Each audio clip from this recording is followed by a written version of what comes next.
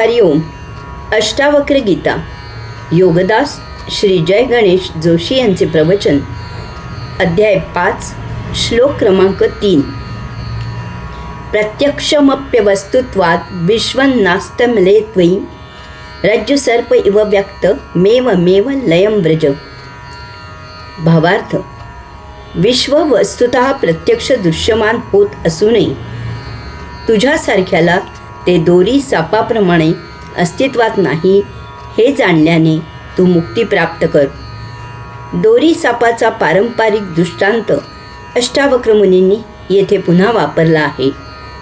येथे त्याचा संदर्भ थोडा निराळा आहे. आपण काळोखातून जात असतो.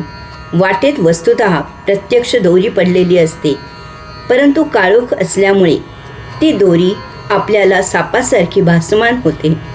त्यामुळे आपण एकतर भीतीने घाबरून मागल्या मागे पळून जातो, किंवा दुसरे म्हणजे आपली भीतीने इतकी बोबडी वळते की आपण पळूही शकत नाही. आपण तेथेच थरथर कापत उभे राहतो. किंवा तिसरे म्हणजे आपण काठी घेऊन दोरीला साप समजून झोडपून काढतो.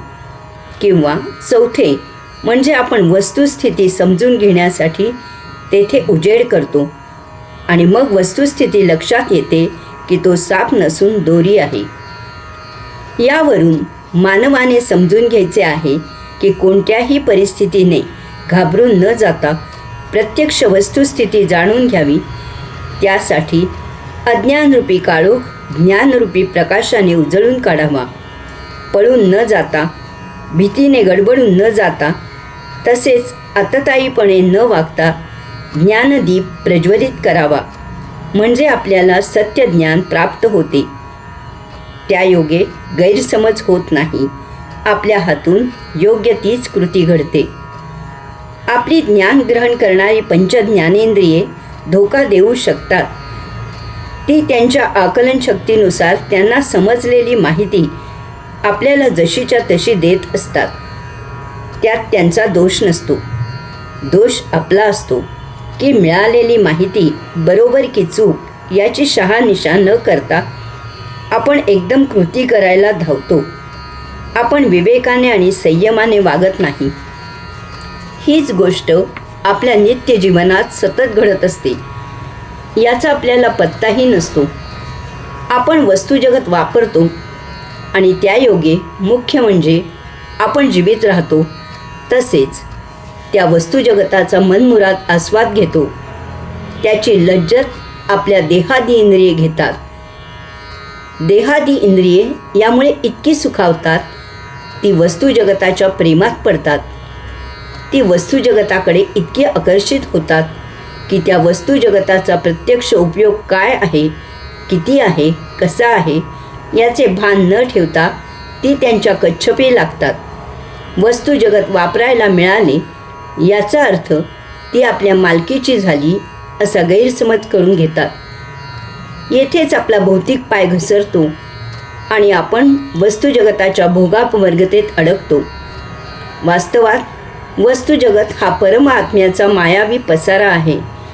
विविधतेने नटलेले वैचित्र्यपूर्ण तमाम वस्तुजगत त्या एकाच परमात्म्याचा आविष्कार आहे. आपल्याला दिसायला त्या वस्तू निराळ्या दिसतात, तरीही मूलतः त्या एकाच आत्मतत्वाचा पसारा आविष्कार आहेत. यामुळे आपण त्या वस्तू स्वतः निर्माण करू शकत नाही आणि तसेच आपण त्या वस्तू नष्टही करू शकत नाही.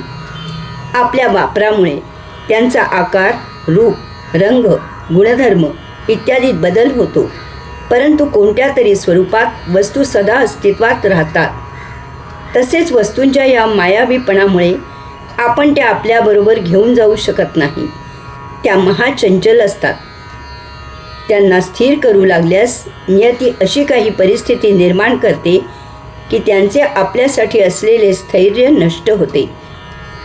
यावरून मानवाला एवढा एकमेव बोध आहे की या मायेचा उपयोग करून आपण देह जीवित ठेवावा, इंद्रिये सक्षम ठेवावीत आणि अशा प्रकारे वापर करत त्या वस्तू जगताला साक्षी राहावे.